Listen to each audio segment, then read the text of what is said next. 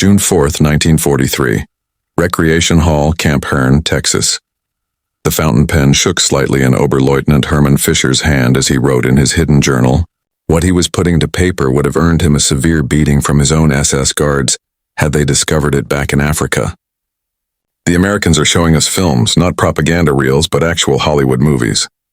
What Fischer had seen that night seemed impossible. No country at war could produce something like this. From the projector's beam, he had just witnessed a vision that completely shattered 4 years of Nazi indoctrination. Inside the hall, 200 captured officers of Rommel's defeated Afrika Korps sat silently, mesmerized as Vivian Leigh swept across the screen in Gone with the Wind. The movie told the story of America's own civil war, its loss, and its rebuilding. The massive production, the music, the colors, and the sheer scale overwhelmed men who had always believed American culture was nothing more than jazz tunes and gangster films. Back in Germany, Joseph Goebbels's film industry could barely manage simple black and white propaganda. Yet here in the United States, described by Nazi leaders as a mongrel nation of cultural inferiors, prisoners were watching a 4-hour epic that had cost $3.85 million to produce, more than the entire German film industry's yearly budget. Just one day earlier, on the 850 veterans of Erwin Rommel's Afrika Korps had stepped off the passenger train that brought them to Hearne. The entire town had gathered to see their arrival. None of them could have imagined that this moment would set off one of the most unusual transformations in the history of military captivity, the systematic dismantling of Nazi beliefs through the hypnotic power of Hollywood. The real battle for their minds wasn't happening in interrogation rooms. It was unfolding in dark theaters where American films flickered against wooden walls, forcing German soldiers to question everything they thought they knew about their enemies, their homeland, and the world they fought to defend. The surrender had taken place on May 13, 1943 in Tunisia. General Hans-Jürgen von Arnim, who had replaced the legendary Rommel, gave himself up along with nearly 275,000 German and Italian troops. These were the elite desert fighters of the Wehrmacht, men who had pushed the British back to El Alamein and even earned Winston Churchill's respect. Now they were prisoners. Among them was Hauptmann Wilhelm Richter, holder of the Knight's Cross, veteran of Poland and France. For Richter and thousands like him, the path from capture to revelation began in the holding camps of North Africa. Even there, American efficiency started to chip away at their old assumptions, but nothing could have prepared them for what they were about to witness in America. It wasn't just the material abundance that stunned them. It was the cultural sophistication of a nation they had been told was weak and uncivilized. The first clue came on the Liberty ships that carried them across the Atlantic. In the enlisted men's mess hall, a projector was set up. Feldwebel Otto Kraus, captured with the 15th Panzer Division, later remembered, "On the ship to America, they showed us a film, Charlie Chaplin in The Great Dictator. German soldiers watching a Jewish actor mocking the Führer. We didn't know if we should be angry or impressed." Most of us had never even seen Chaplin. His films had been banned in Germany since 1933. In the camps, prisoners were allowed private radios, and movies were shown as often as 4 nights a week. If a camp didn't have a projector, the prisoners often pooled their money to buy one themselves. The U.S. military had stumbled upon something remarkable. Hollywood films were far more persuasive than any propaganda lecture when it came to demonstrating American values and strengths. August 15, 1943. Camp Clinton, Mississippi. The camp had just completed its theater, a building constructed by the prisoners themselves that could seat several hundred. Here 25 German generals were housed, along with dozens of colonels, majors, and captains. General Gustav von Verst, one of the highest-ranking officers held there, stood at the back of the hall as the lights dimmed for the very first screening. The film was Frank Capra's Mr. Smith Goes to Washington. It was beyond belief, von Verst later recalled. Here was an American film openly showing corruption in their government, a naive man challenging the political system, newspapers attacking their leaders. In Germany, such a film would have meant death for everyone involved. And yet they showed it to enemy prisoners. The screening served both as entertainment and as a subtle form of re-education. Hollywood anti-Nazi films, cartoons like Hair Meets Hair and Capra's Why We Fight series were shown regularly. Most of the American war films screened focused on the Pacific Theater. Even the technology itself impressed the prisoners.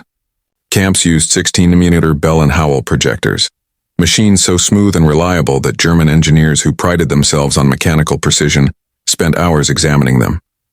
Unteroffizier Friedrich Becker, an engineer from Zeiss Optical Works, observed, "The precision of the American projectors was beyond anything we had. They ran for hours without overheating. The sound synchronization was flawless. We began to realize that American technical superiority reached every field." October 3, 1943, Camp Hearne, Texas. The camp now had its own theater, complete with an orchestra pit, where German prisoners staged elaborate plays. But on this night they gathered for something different, a screening of Mrs. Miniver, MGM's Academy Award-winning drama about British courage during the Blitz. Hauptmann Erich Müller, a Luftwaffe pilot who had once bombed London, sat in the third row. He later described what happened. "We had destroyed British cities. We knew the devastation we caused. But here was a film showing British families with such sympathy, such humanity, that German soldiers were crying for the people we had attacked." Even Joseph Goebbels admitted the film's extraordinary power. He noted, "Mrs. Miniver shows the fate of a family in the current war. Its subtle yet powerful propaganda effect has never been achieved before. Not a single word of hatred against Germany is spoken, yet the anti-German message is perfectly delivered." The technical brilliance of the film left the officers stunned.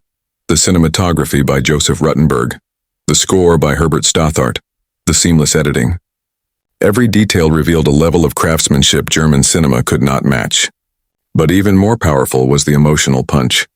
Many of these men had personally taken part in bombing raids over London, and now they found themselves sympathizing with the very civilians they once tried to destroy. Winston Churchill himself would later remark that Mrs. Miniver had done more for the Allied cause than a flotilla of destroyers. By late 1943, the German prisoners of war were starting to understand why the Americans were so confident. November of that year marked a turning point in the camp film program. The Special Projects Division of the Provost Marshal General's Office decided to begin showing Frank Capra's Why We Fight series to German POWs. The decision was not without controversy.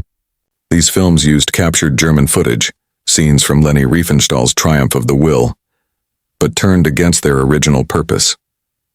Academy Award-winning director Frank Capra had been both daunted and inspired by Riefenstahl's 1935 propaganda masterpiece. His mission became clear: to let the enemy's own words, images, and actions prove the scale of their aggression, and in contrast, the justice of the Allied cause. Capra compiled speeches, films, newsreels, and articles, presenting them as undeniable evidence of Nazi hostility. At that time, Camp McCain held 7,700 prisoners, Camp Clinton 3,400, and Camp Shelby 5,300.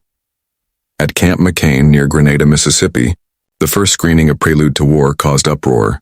SS officers tried to organize a boycott, but they were quickly shipped off to Camp Alva, Oklahoma, the facility reserved for the most committed Nazis. For the rest, the effect was striking. Many watched in silence, stunned to see the very propaganda that once filled them with pride, now reframed as proof of militaristic aggression. Feldwebel Kurt Zimmermann later wrote, "To see the Nuremberg rallies, which had once made us feel so proud, presented as evidence of our nation's aggression, it was like looking at your life through a new lens. Everything familiar but completely reversed." The series accomplished something unexpected. It gave the German prisoners context for their nation's actions that even many of them had never fully grasped. Most had never witnessed the massive Nazi rallies in person, had never heard full-length speeches by Hitler, and had never realized how their country looked to the rest of the world. What surprised the prisoners most, however, was Hollywood's willingness to criticize America itself. In December 1943, Camp Shelby screened John Ford's The Grapes of Wrath, a film about poverty during the Great Depression. It openly criticized banks and authorities while showing compassion for struggling families. To the prisoners, it clashed with everything Nazi propaganda had taught them about American capitalism. Oberfeldwebel Friedrich Hoffmann, who had once worked as a Nazi Party education officer, reflected, "They showed their own failures, their own injustices. No German film under Hitler would ever have shown German poverty or German suffering caused by German institutions. This self-criticism was not weakness. It was a kind of strength we could not understand." The impact spread quickly. Camp libraries began receiving requests for John Steinbeck's novel The Grapes of Wrath.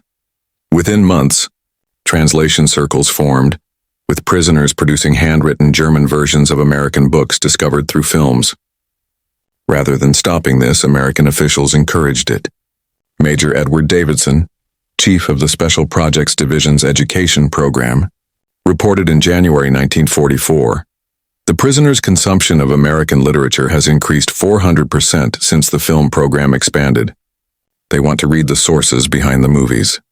Gone with the Wind led to requests for books on the American Civil War. The Grapes of Wrath sparked study of the Depression.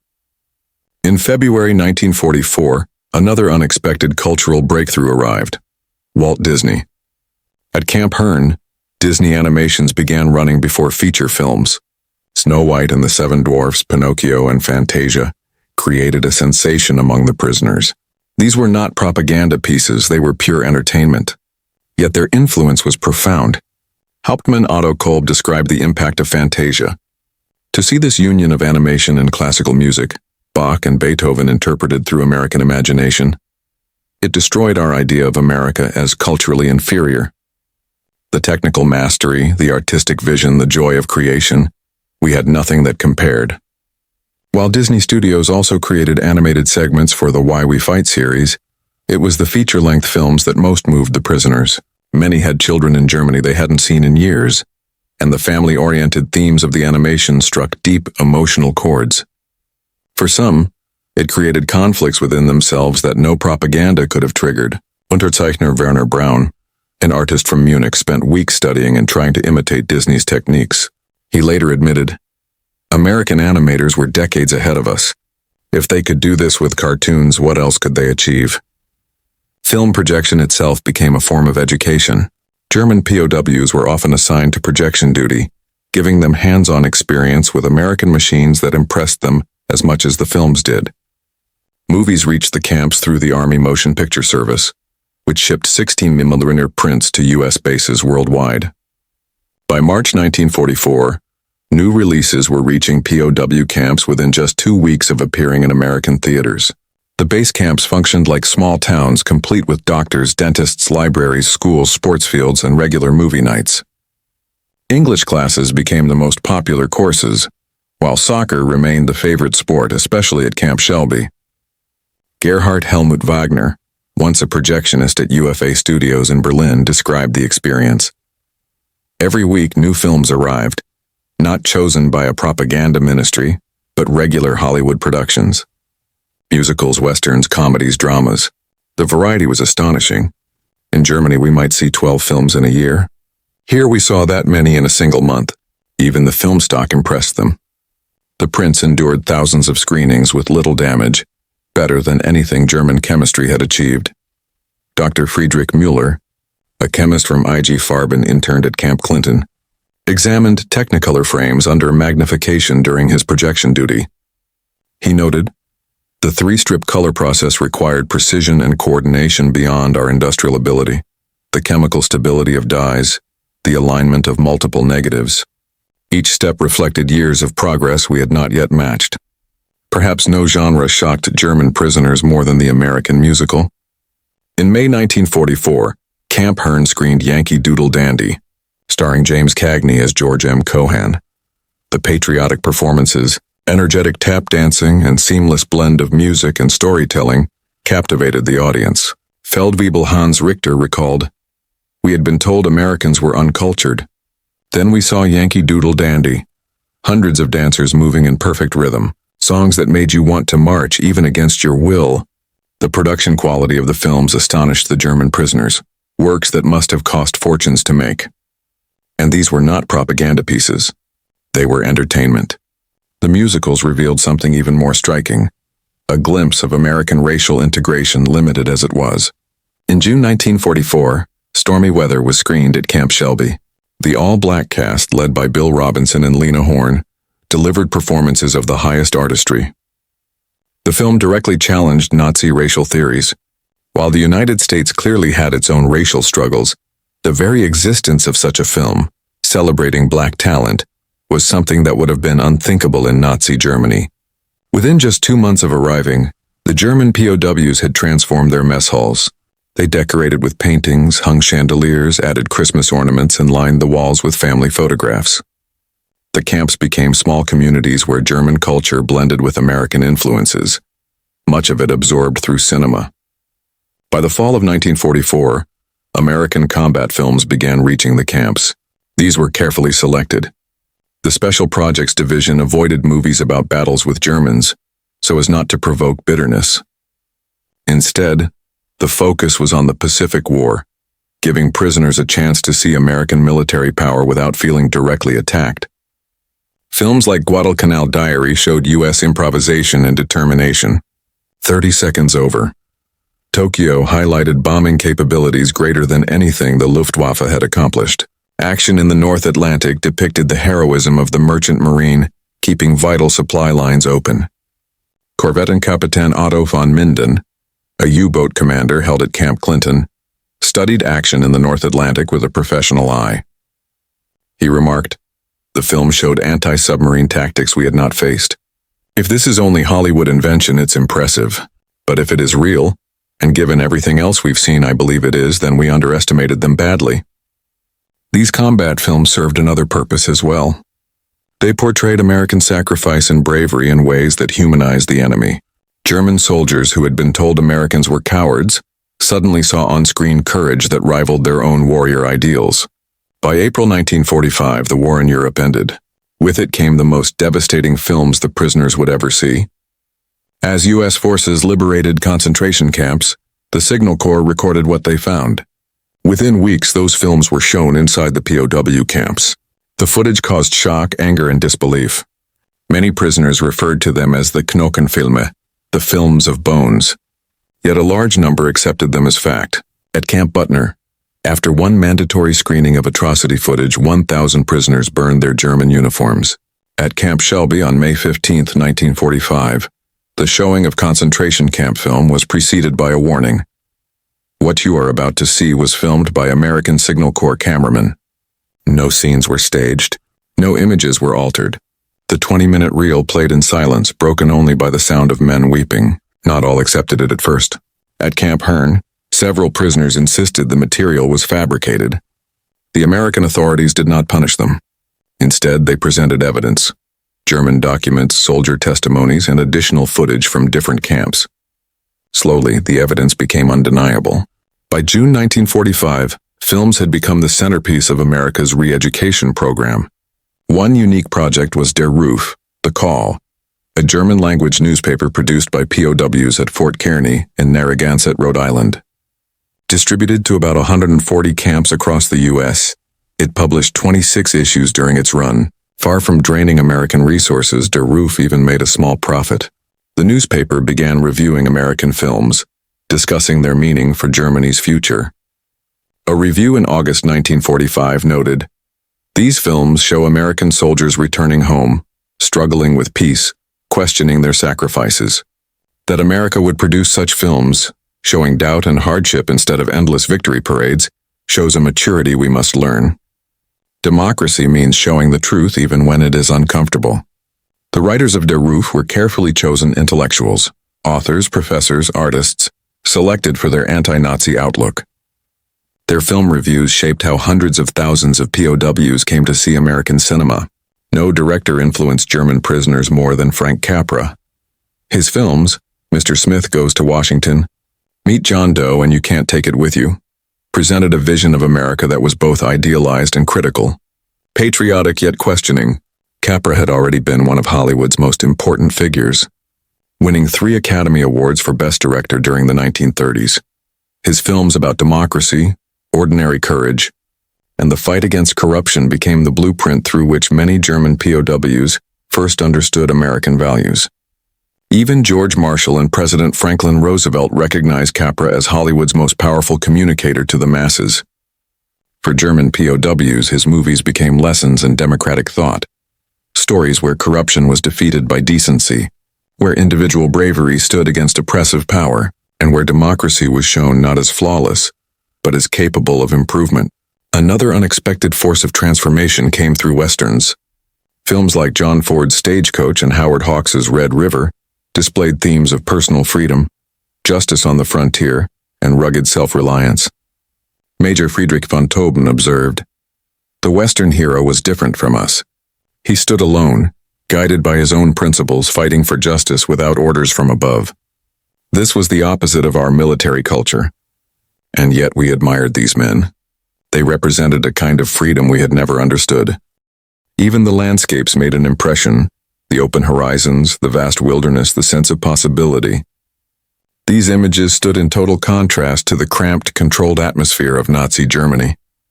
At Camp Shelby, some prisoners even began writing their own Western stories, but set in Germany, imagining lone heroes standing up against authoritarian power. It was an early spark of democratic imagination among former Wehrmacht soldiers. At Camp Hearne, Texas, German prisoners included members of a military orchestra who had brought their instruments. They provided music for the camp, but as time passed, they began incorporating American styles learned through films, blending the sounds of two cultures inside the barbed wire. Jazz influences soon appeared in prisoner compositions. Swing beats began replacing the stiff military-style music that had once dominated. Hermann Ernst Miller, who conducted the Camp Hearne Orchestra, reflected on what they had learned. American film music revealed possibilities we never imagined. The mix of classical and popular styles, its emotional openness and technical skill, it was like a musical democracy, where every form had a place and added value. By late 1945, prisoner orchestras were performing American movie scores for their fellow captives. Over the Rainbow from The Wizard of Oz became a favorite, its words striking a chord with men separated from home and family. Hollywood's depiction of women also left a lasting impression. Stars like Katharine Hepburn, Bette Davis, and Joan Crawford were portrayed as strong, intelligent, and independent, completely different from the Nazi vision of womanhood. When Woman of the Year was shown at Camp Clinton in September 1944, it featured a female journalist whose career was more successful than her husband's, something unimaginable in Nazi Germany. Seeing women as leaders and central characters, not just background figures, suggested a society where talent was not restricted by gender. For men raised under rigid patriarchy, this was a shock. Some resisted, but many started questioning the roles forced on their own wives and daughters. Comedy films did something no lecture or propaganda could. They made German prisoners laugh at authority. The Marx Brothers, Abbott and Costello, and Bob Hope mocked arrogance and pretension. Duck Soup, screened at Camp Hearne despite its anti-war message, had German officers laughing at the ridiculousness of military ceremony. In October 1945, Charlie Chaplin's The Great Dictator was finally shown. Reactions were mixed. Some prisoners were offended, while others found it freeing to laugh at what had once terrified them. Chaplin's closing speech, calling for humanity instead of hate, was copied by hand and circulated among camps. Alongside entertainment, prisoners watched American documentaries about farming, cities, and industry.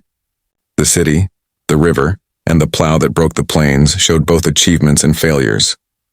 Unlike Nazi films, these did not hide mistakes. Dr. Hinrich Bauer, an agricultural expert from East Prussia, studied the river carefully.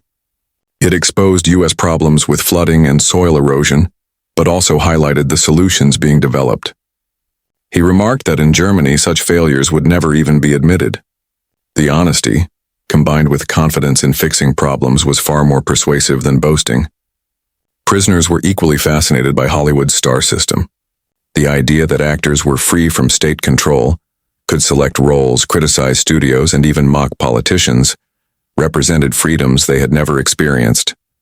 When they learned that Clark Gable had enlisted as a private and flown combat missions, or that James Stewart piloted bombers over Germany, it shattered their belief that American celebrities were spoiled and cowardly. Marlene Dietrich, the German-born actress who became a U.S. citizen and entertained Allied troops, caused heated debate. Some saw her as a traitor, others as a symbol of courage. By Christmas 1945, the impact of watching hundreds of American films had achieved what battlefield defeat had not: the reshaping of prisoner thinking. A survey of 22,000 prisoners showed that 74% left with respect for democracy and friendly feelings toward their captors, while only 10% remained firmly loyal to Nazi beliefs. The Special Projects Division concluded in its final report, "Motion pictures were our most effective tool for showing American values. Films did what lectures, books, and debates could not. They allowed prisoners to feel democracy instead of only hearing about it. After their release, former prisoners such as Anders and Richter, along with others from Fort Kearny, launched a new version of the newspaper Der Ruf. It reached a circulation of 100,000 readers, and its editors later helped create Group 47, which became a leading force in German literature. The holiday season of 1945 marked a turning point. Special Christmas screenings of Going My Way and Holiday Inn were organized for German prisoners. These films showed American family life, celebrations, and the values of hope and perseverance. At Camp Hearne, thousands of men watched these movies, captivated by their technical brilliance, lavish production, stunning camera work, and powerful use of music. But more than the artistry, it was the humanity of the films that left the deepest mark, showing a people able to celebrate even in the midst of hardship. As German prisoners began returning home in 1946, they carried with them powerful memories of what they had seen in U.S. theaters. Many went on to hold important roles in West German society, shaping the country's democratic future, while the Geneva Conventions guaranteed them food, clothing, and medical care equal to their American guards. What they also received was a cultural education that changed their outlook on life. The transformation reached beyond intellectuals. Thousands of ordinary soldiers brought home new perspectives.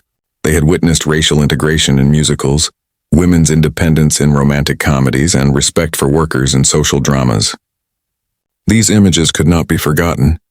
American films did not only transform German prisoners, the prisoners' reactions also shaped U.S. policy. Their responses encouraged officials to expand the use of cinema in cultural diplomacy. This led to the creation of America houses across occupied Germany, where civilians could watch American movies. The Motion Picture Export Association, recognizing how powerful films had been in the POW camps, pushed for wider distribution of Hollywood productions. By 1950, American films dominated German theaters, continuing the cultural shift that began behind barbed wire. In 1985, on the 40th anniversary of the war's end, over 300 former German prisoners returned to Camp Hearne for a reunion. Many brought their families to show them the place where their transformation began. Hans Müller, once a camp writer and later a film distributor in Hamburg, spoke at the gathering. "We arrived as enemies, Nazis who believed in racial superiority and cultural supremacy. We left as friends, as Democrats, as men who had seen through cinema's window a better way to live." The reunion included screenings of films they had first watched 4 decades earlier. Mrs. Miniver, Why We Fight, and Casablanca played once more in the camp theater. Former foes, now allies, sat side by side, sharing not only memories of war but also the films that had helped them see a new future. Americans and Germans alike came to recognize the extraordinary influence of cinema. Former headman Wilhelm Rich delivered the keynote speech at one gathering. "Hollywood gave us something no battlefield victory ever could, a vision of what we might become. In those films we didn't see perfection but possibility.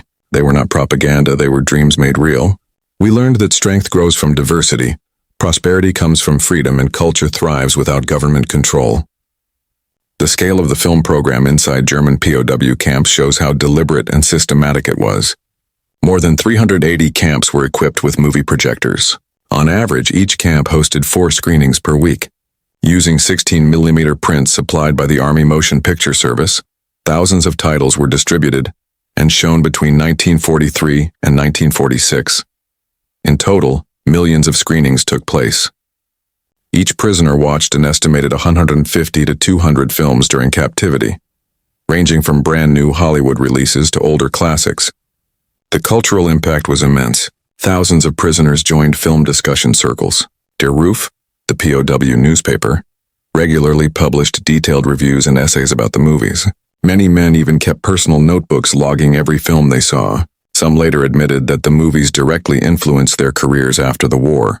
Post-war psychological studies confirmed that Hollywood films left a deeper mark on German minds than lectures, books, or formal education programs. The movies bypassed intellectual defenses and reached the emotions, the very core where ideology lived. The films worked in many ways. They created emotional bonds with American characters, displayed different social systems, showed wealth without conquest, and presented freedom as a form of strength rather than chaos. Entertainment built positive feelings toward America in ways traditional propaganda never could.